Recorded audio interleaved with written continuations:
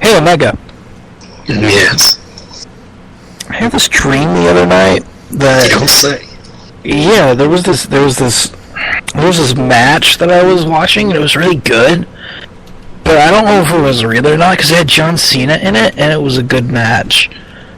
I mean, it was Antonio Cesaro, and it looked great, but...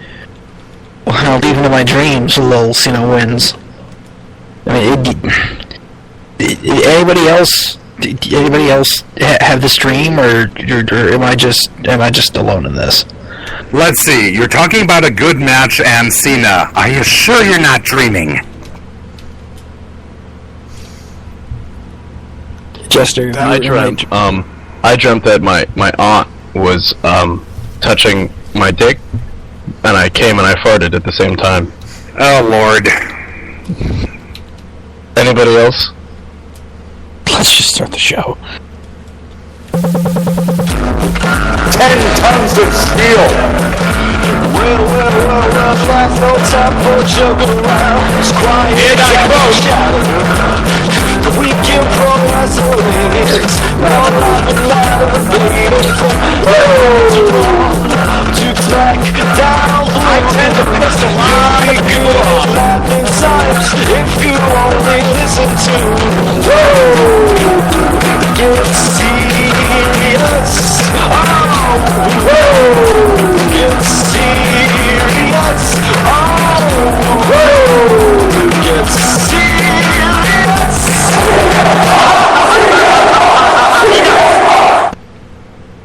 Hey everybody, and welcome to episode number 107 of Wooo Get Serious. My name is Gunnar, and that is Omega BR. You're right, you are about that, Morty. Joining us this week is our wonderful technical producer, Mr. Yankum DDS. Hi, everybody. Also joining us this week are our guests. The first one is he really filled in for me last week, and I'd like to thank him for that. Mock Kongler. Keep it up, my nigga! Keep it up, my nigga! And there's Jester over there in the corner. Hello! And I still celebrate my second week of RMD-lessness! Ding dong, the witch is dead. Bag your eyes, get out of bed. Never again. Let's start with something unexpected. The news!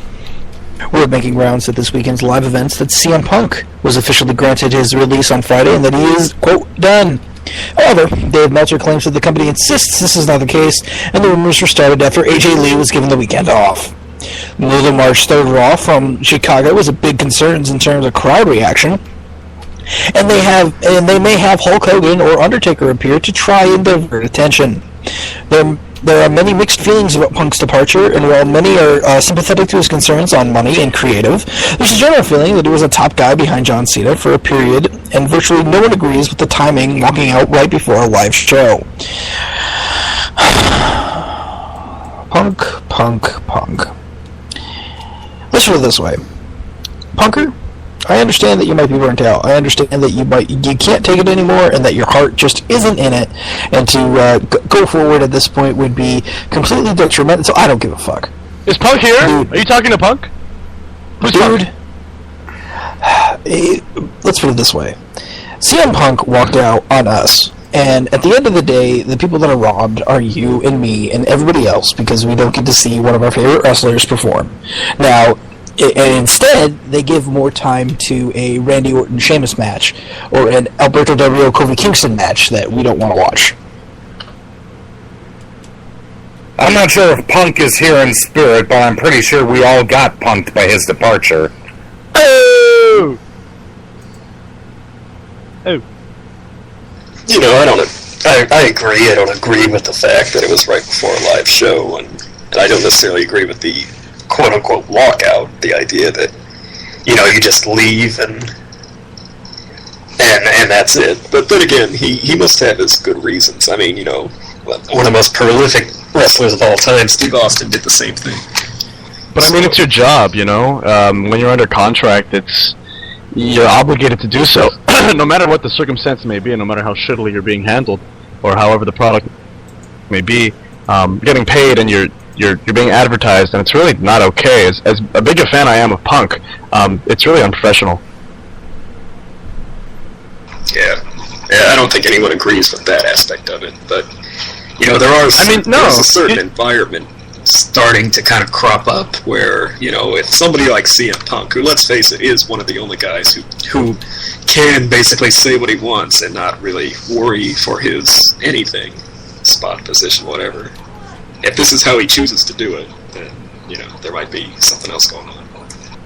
But there's a lot of discussion over whether, or rather saying that Punk walking out was wrong is actually WWE dick-sucking. And to me, it's a thin line, because as much as I don't want to defend a corporation over the qualms of a worker, if it wasn't CM Punk, would we be saying the same thing, is all I'm asking. Yes. It would really depend on the circumstances and the person on the card and how much we actually liked the person. For example, if The Miz were to walk out because of the exact same reasons, we'd think he was a crybaby, and we would try to play off as that. But at the same time, I still see CM Punk as a little bit of a crybaby. I mean, not sitting here saying that with a whole bunch of caveats, basically, that he might have a legitimate reason, but at the end of the day, what he did was he turned his back on us. And while that sucks for us, and he might be putting himself first, which is perfectly fine, it bothers me because he took his ball and he went home. And whenever somebody does that, there's always a bit of selfishness in there that I really, it just really irritates me. So, just to be absolutely sure for our listening audience, we're still under the impression that this is by no means, way, shape, or form any kind of giant, massive work. Okay, so here's the thing. It's not a work. It will become a work. That's what you're missing out on here. It's not the fact that it is, quote, a work, because it's not a work. It's CM Punk really walked out at 7:30 on a Monday night, right before Raw went on air, to much of the chagrin and the cheering of some of his colleagues. While I can understand that completely, at the same time, it's just when Punk decides to come back and play ball again, if he decides to come back and play ball again, which could very well not happen. Just remember that, guys. This could not happen.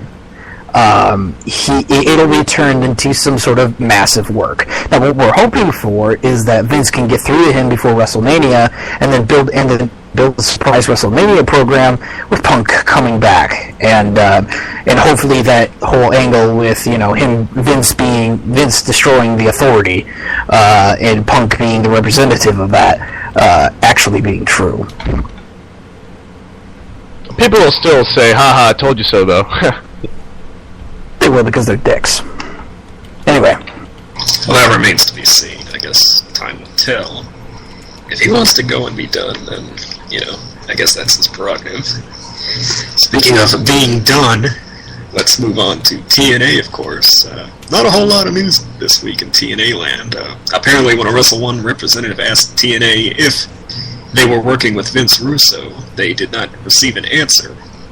As noted before, the promotion has no interest in working with TNA if that's the case, because Russo is seen as a detriment and racist against Japanese.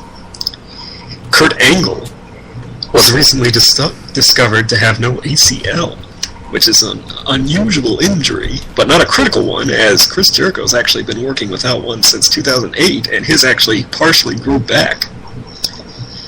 It's unknown if Angle will in fact have the match at Lockdown, as he recently went in for a knee scooping, standard procedure. Knee scooping? That's disgusting. Knee scooping. So did they warm it up under a bunch of hot water before taking the scoop in there? And my question is, hot fudge or caramel? You're taking all of my best bad jokes, and I resent you for it. Yeah, I was gonna make an ice cream joke. You totally took mine. I don't know if you're familiar with the names, but TNA has also apparently signed Santana Garrett and is close to signing Luchastar Extreme Tiger to a definitive deal. Santana Garrett's the chick, right? Yes. No idea who these people are. I mean, she's got a rack. Well, we'll look that up later, and that'll probably be FAP thread material. But moving on, Well, she was actually Garrett was actually if I remember right, she was the female half of when you remember when Orlando Jordan debuted, and he was doing his whole bisexual gimmick, and he had a guy and a woman with him. Oh, I remember that. Was that her? Yeah, I believe it was her. okay. So Legacy. Yeah, tell me about it. So I didn't know Russo had this bad of a rap when it comes to Wrestle One will refuse to work with TNA if Vince Russo is working for TNA. Wow. Well, you know, those Japs down in Mexico, they don't know good booking from the other. All they have is that stiff shit, you know what I'm saying? Thank you, Mr. Russo, but I find it funny, you know, all these TNA. Hopefully he's not, but if they wouldn't give them an answer, it's sort of like, you know, it's just so funny how TNA. You can never say that TNA never had any opportunities. You know, they. Well, did you guys watch TNA recently, like in the past couple of weeks? I have, yeah, actually. I've caught There's TNA been some, big titles. I think it's good. But at the same time, look at these like authority angles, and you got tons of everything involving Dixie Carter. Yeah, and I'm thinking like I'm having flashbacks to WCW. You know? Just a little bit. But in a good way, because the product is good, and there's less wrestling, unfortunately. But at the same time, you can tell that the character is getting better. TNA is in one of their good periods right now. I'll admit that it's good because it's kind of fresh, and they're always good when they're scrappy, when they have something to prove or they have a chip on their shoulder. You know, after the departures of Sting and AJ Styles, one could assume that, you know, and all of those quote cuts and the demise and the rumors of the demise of TNA, you know, after that showing a strong period, it's to be expected. I mean, TNA is kind of like the weather. yeah, you definitely have something to prove once you lose AJ Styles and Sting. But has the ratings taken a hit as a result? I mean, honestly, like as a product, We'll figure it out later in the show.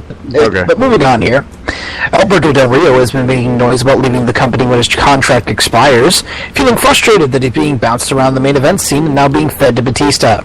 Christian is another name they don't expect to stick around once the deal is done due to his age and a general lack of interest in him creatively.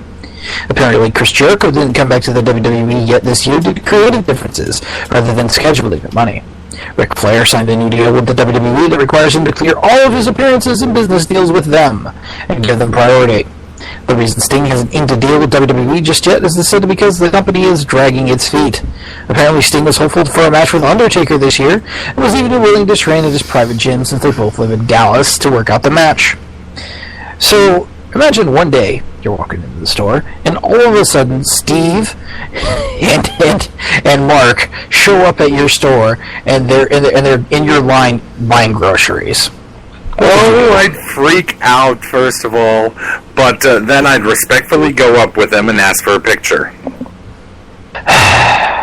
So basically a bunch of old guys are leaving, one old guy sticking around, and there's one old guy that they're not signing yet because apparently they're going to do some big Mystique thing with him. I expect Sting to be Sting's debut will come at the Raw after WrestleMania.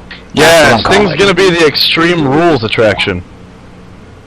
Oh, he's not going to be the Extreme Rules attraction. They're going to do the Cena build. Yes. He's going to call out Taker. Oh, yes, like the once in a lifetime that ended up being twice in a lifetime. Exactly. He's gonna call out Taker the first Raw after WrestleMania to build to the next WrestleMania. Yep. Very nice. But I mean, they're gonna be 1 year older. You know. You'd think that they'd do it this year, considering they're in New Orleans. It would make sense. Yeah. think about that for a second here. Two supernatural characters in the most supernatural place in America. Pretty much writes itself. What do Dean and Sam Winchester have to do with wrestling? Shut up, ass butt. I think. I don't. What's up? I think they decided they have too much on their plate this year to really. Do they really? Do they have too much on their plate? With Batista and Randy Orton and what else? Oh my God, they're getting rid of a bunch of people. Hogan's coming back, and the network, and they have to this last minute reconfiguration of WrestleMania. Now that they've lost one big guy, they have another guy who's immensely popular that they are kind of sort of don't want to put in that spot.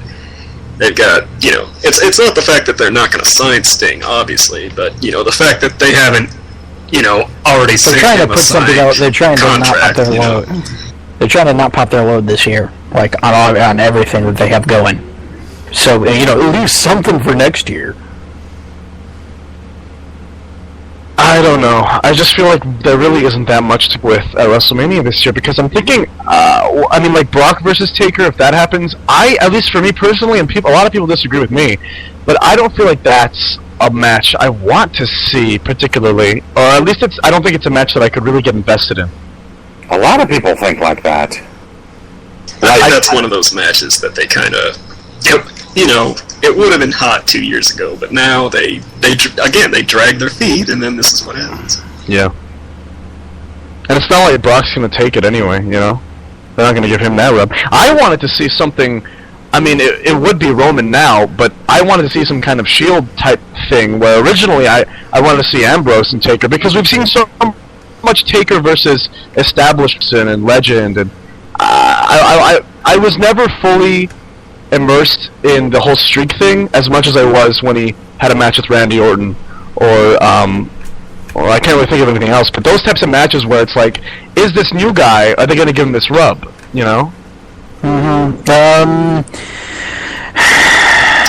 I had heard that he specifically asked to work with Daniel Bryan, but again, I think there are certain ideas that they're married to, and the match with Lesnar is probably one of them. But let's move on here. Speaking of marriages, it seems that Mattel and WWE have announced an extension of their partnership through 2019. WWE's also issued a statement over the NBC Universal deal, saying that while they failed to come to terms with them, they will be seeking out other options. And of course, NBCU still has the option to present them an acceptable offer. Either way, Raw and SmackDown will appear on the networks, the USA and Sci-Fi respectively, until September. Not live though, right? On the network. No, not live on the network. No, yeah. They'll replay. They're going to be replays on the network. But continue. Right. Well, speaking of, there are actually conflicting reports on whether Elimination Chamber will be available on Dish Network, as it's unlisted, and several people have gotten conflicting answers from Dish Network associates. Although apparently this is a fairly common occurrence, and the Royal Rumble wasn't actually available for purchase until the night before the event. You think that hurts buy rates? Not necessarily. I don't know a lot of people who buy a pay-per-view, a week or plus in advance. Okay, so yay Mattel and WWE working together, because the Mattel toys are very good. I enjoy the Mattel toys a lot. They're a lot better than the Ukes toys that they used to have. This isn't surprising with WWE asking for way too much, and NBC being like, no. Like we've said and speculated on this podcast previously, it would be very strange to see WWE on Viacom networks, CBS, Comedy Central, that kind of thing. Could you imagine an entire game show hosted by The Miz on Comedy Central? Oh! You're welcome. Oh, and that would mean The Miz would be able to be on MTV. Oh, hell no! Hasn't that poor channel gone through enough? They would do it too. They'd put him on Real Life or something. There you go. Of course, that's also Although, this. you know, maybe the tie-ins could be good for exposure. Well, you know, there's also all this uproar about a potential Comcast Time Warner merger. Which everybody knows that every time Time Warner gets bought out, it's always good for the wrestling business.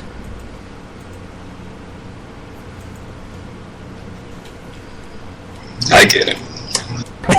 I don't, but I'm... That son of a bitch, Ted Turner! Oh, okay. Yeah. Well, besides that, I don't think that's ever going to pass. I gotta calm myself down!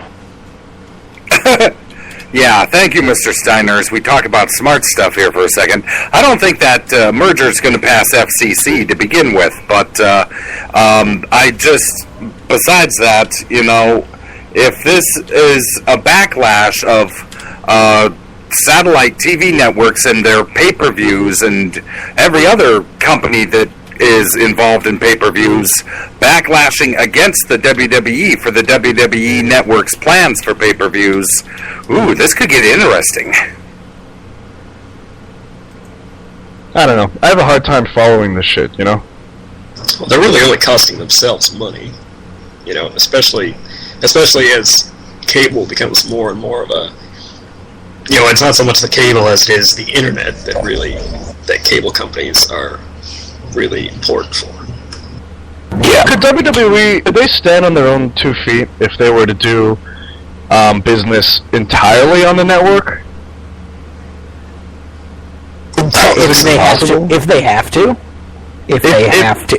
have to, which I guarantee you that they won't, because their product is so valuable that somebody somewhere, in a larger sense, maybe not NBC, maybe like the people behind CW or not ABC, Disney would pick them up, or Fox even.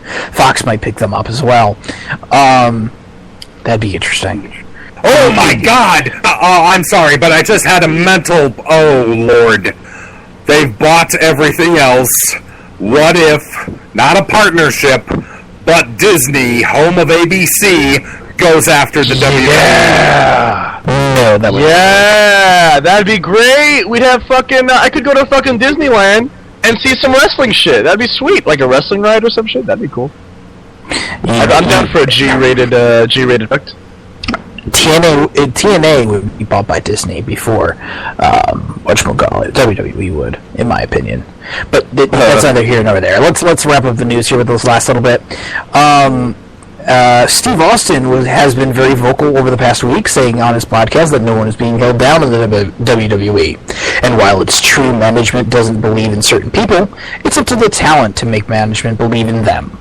He offers advice to grab business by the throat and make some noise. He has also had John Cena as a guest on the most recent podcast. Cena admitted that the officials create a, quote, walking on eggshells environment, with many afraid to take the next step. Jim Ross recorded his first Ross Report podcast to debut on the 19th, and the WWE has also released their first podcast on WWE.com and is looking to do more. A couple other updates in this miscellaneous news segment.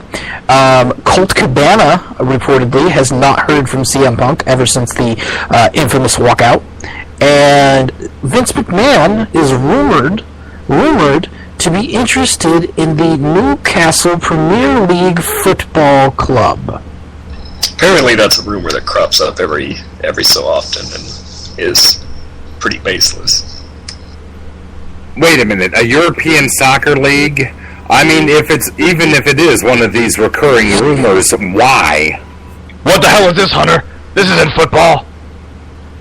He thinks it's Newcastle beer. That's That's probably it, yeah. Oh my God! This doesn't surprise me that the walking on eggshells environment, and to go back to the Punk thing for a second here, since, you know, we spent 15 minutes on it 2 weeks ago, and then, you know, probably more time last week when I wasn't here. But Punker is, if Punker was in that environment, and you're just trying to, you know, create and be yourself, it's kind of hard to do. It actually does. It provides the exact opposite reaction to everybody else. what does that even mean to take the next step and grab it by the throat? It's such a general, like, vague term. What does that require? Going on camera? Well, it would be management? like, well, I would argue that Cesaro did it last night when he was on Raw and had that kick-ass match with Cena. I mean, like, he looked like $1 million, and he got his 10 minutes, 15 minutes to look really good, and I expect Cesaro in the main event scene from here on out. I'm not sitting here saying that he's going to win the WWE Championship this year, although that could be a possibility. But a Royal Rumble win next year could very well happen. See, this is kind of what I was talking about earlier with Punk and everything. I mean, here you have Austin saying flat out that nobody's being held back, but then you have Cena saying the exact opposite, saying that people are completely afraid to do anything, really. You know, they're afraid to speak up or stand up for their jobs and this and that. So, and this is just kind of the general, I hate this general atmosphere with WWE where it seems like it's all on the talent. It's all their responsibility to you know, stick around and you know, get over, basically. And then if they even do it, you know, guys like Zack Ryder, they even do it, and then what becomes of it? You know, this kind of general idea that no matter what you do, it's either they like you or they don't. And if they don't, then you really can't do anything but kind of sit in the corner and do your spiel and this and that, you know. I mean, I can't help but think about that Ziggler promo on the app. There's that, but I've seen that, and that's not that great. But all right, let's wrap this up here, and we're going to get into the 15-minute time limit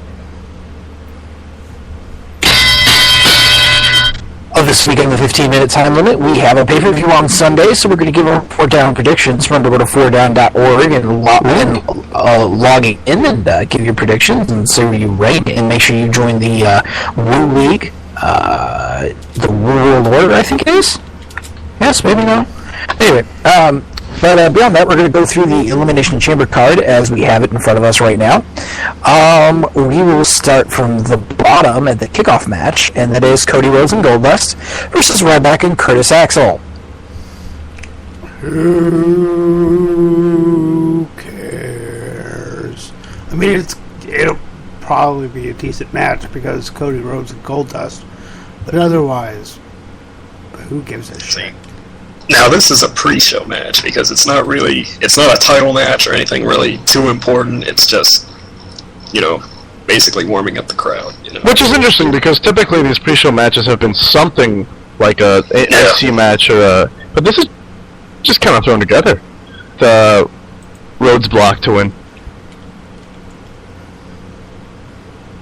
Unless the Usos win their match. So it's kind of, I don't know. I've got I'll take Cody Rhodes and Goldust winning this particular match. I think Ryback and Curtis, I feel so bad for them. Remember when Ryback was, you know, going for the WWE Championship? Remember that? And was Vince's hot little toy, yes. Now he's relegated to Miz territory. So now he's an internet legend. Internet legend. The big guy. Who goes crazy on Twitter every few weeks. Which is entertaining as fuck. It's entertaining as fuck, but he's not an internet legend. He's about as forced of a meme as Millhouse is. Millhouse is not a meme. I like exactly the point. I like the big guy. I like the big guy a lot. I think he's funny. I got Cody Rhodes getting the pin on Curtis Axel after after his finish, and Crossroads, and they get the win in a good match, 5-10 minutes. Next match is Darren Young versus Titus O'Neil. Reports out that Vince McMahon and Triple H love Titus O'Neil's new turn and the way that it's going and how it's progressing. I'd have to agree, to be completely honest, because Titus has become a more interesting character. And, I mean, I understand that we missed the Primetime Players, and they should have had the tag team titles at one point or another. Titus is, okay. Titus O'Neil is is going to become Edge. There, I said it.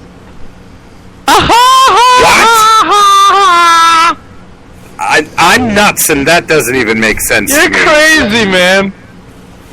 Nope. Titus O'Neil. What are you even talking about?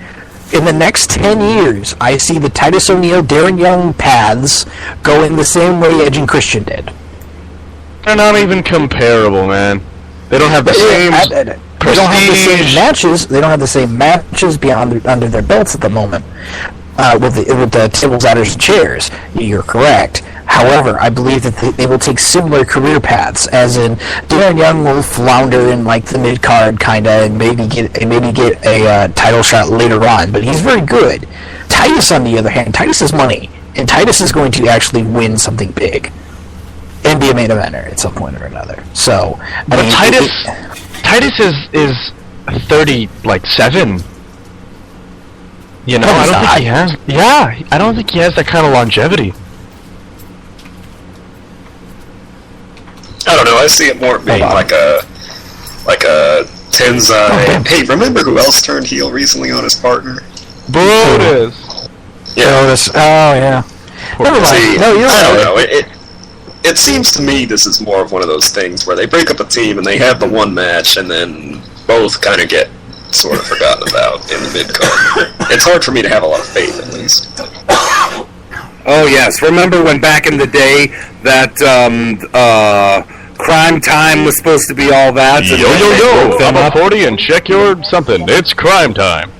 Yep, something like that. So, and we never heard of Shad Gaspar again. However, JTG still employed. Did you know that Chad actually went on to work with Muhammad Hassan in graphic novel producing? Yes, actually, I was familiar with that. We reported that on this podcast at one point or another. Wow. Yeah, Titus gets the win. Yeah, Titus gets the win, but no, you guys are right. Never mind, I overstated this. Titus is too old to actually get a push at something, but I do expect him to actually get some sort of push where he'll be, mid-card title-ish somewhere in there. Well, it's interesting that he went to Vince McMahon to have this happen. I think that's kind of what Austin was saying. You got to go to McMahon and pitch your ideas, and if it's good, he'll let it happen. And I think, to be honest, I thought that he didn't want to turn heel. Just the way that he looked after his turn, it felt like it was forced. But if it was his idea, good on him. Yeah, I think you can actually do that. I think that's actually the truth, that Vince will hear you if you're loud enough. I think it's just that they cultivate such an unwelcoming environment that everybody's too afraid to do that. And plus, I mean, if everybody did that, then, You just have a bunch of whiners, and yeah, that'd be a problem. Anyway, so next match is the New Age Outlaws versus the Usos for the WWE Tag Team titles.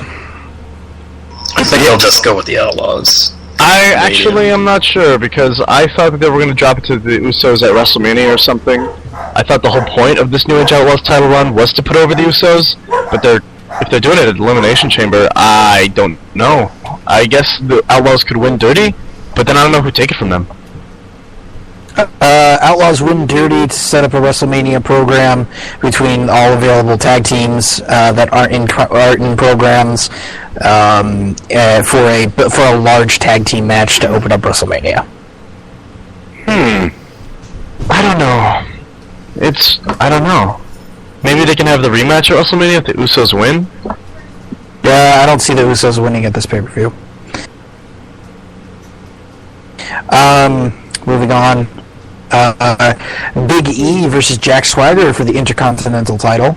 Damn it! Langston's gonna look really good in this match. Who? Who's Langston? Exactly.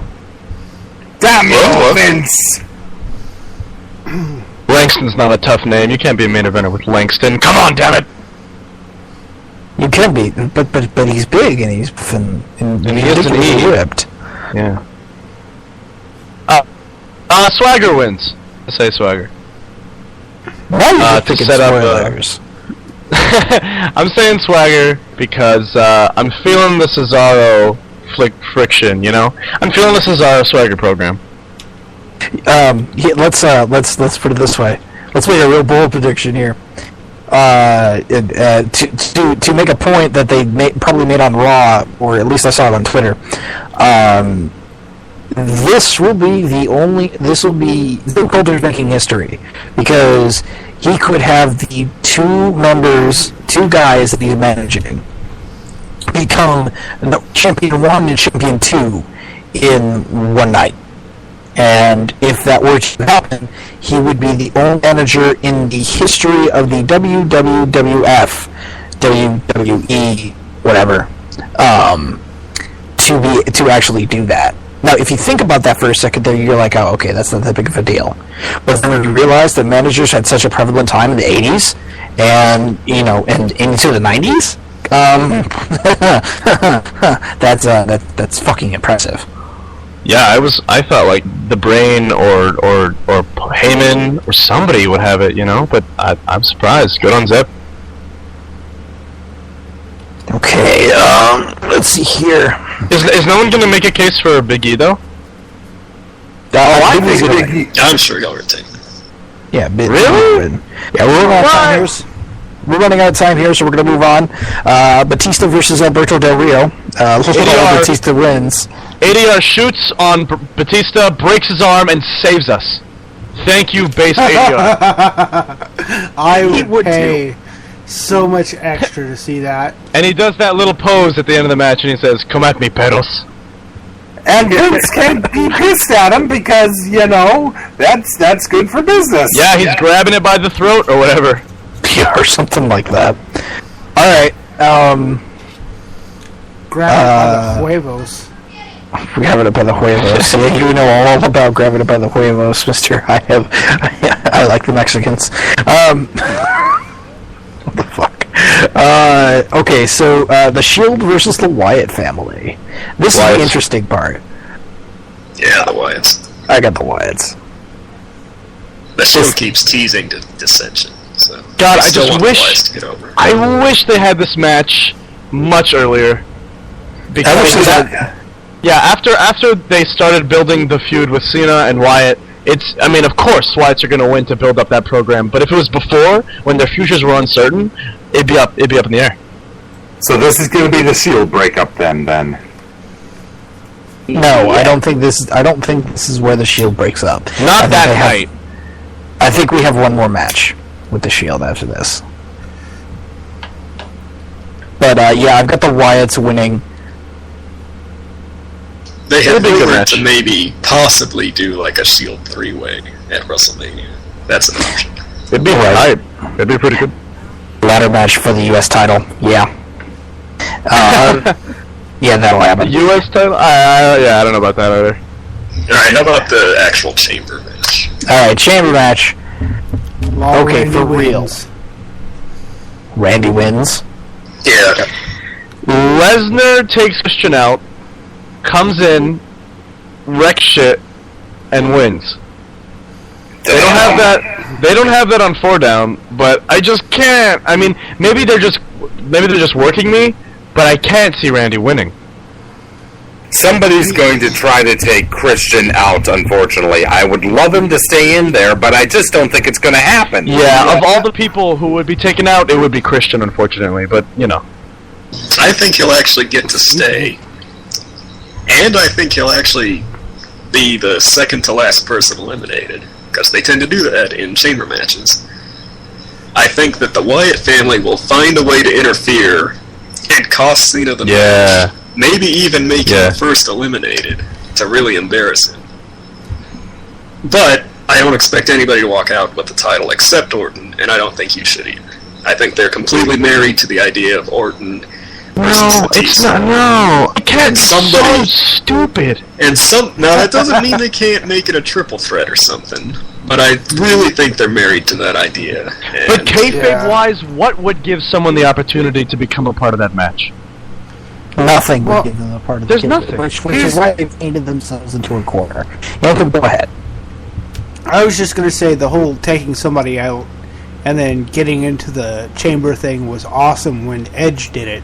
But it doesn't really make any sense for anyone else to do that, in my opinion. I mean, because Edge was the ultimate opportunist. That's what he did, was that kind of, run out and beat the shit out of Kofi and take his chamber spot before anybody could do anything about it. I just can't see somebody like Lesnar going out and beating up Christian and then, strolling, like running in and holding the door shut so they can't, get him out. See, alright, I got to stop you right there. Yes, I can see that. I can see that happening. I can see Paul Heyman paying a large, hefty sum for them to be able to look the other way and to do that. If they wanted Lesnar in the match. But we're all forgetting something. It's that Lesnar only has one match left out of his contract, and I believe one more appearance as well, and that is WrestleMania. Sorry. Fuck. I expect this match to go like this. Cesaro and Orton will start off. Christian will be the first eliminated. Sheamus will be the second eliminated. And we're almost out of time here. There is no other way to put Daniel Bryan in the match, so Daniel Bryan has to win. Daniel Bryan has to win this match. The Authority could do it to spite Orton, or just because. They can do whatever they want, really. They can do whatever they want. Daniel to win. But the logistical win at WrestleMania. The easy way to do it, the easiest way to do it is to have Daniel win. Pin Orton, not pin Orton. Pin like Sheamus or something, and that's how it goes down. Do I really expect them to win? No, I expect them to win on Orton, like you said. But if they're going to put Daniel Bryan in the title match, Daniel Bryan has to win the Elimination Chamber. Maybe. Well, personally, I'd rather have Bryan face Triple H at WrestleMania at this point, anyway. Because that's the only time match he can win. I wasn't buzzing you because there was time was out. I was buzzing you because you're wrong. If he won the match, it would make tons of sense. Come on, I've got to be out of time by now. We are out of time by now. 3, 2, 1. We were out of time. So that's it for 15-minute time limit. Yank, we got a song. Nope, we don't have time for a song. I had a song. We don't have time for a song. We're going to segment 3. All right, we'll do the song after the break. So we'll catch you guys on the other side. We'll be right back.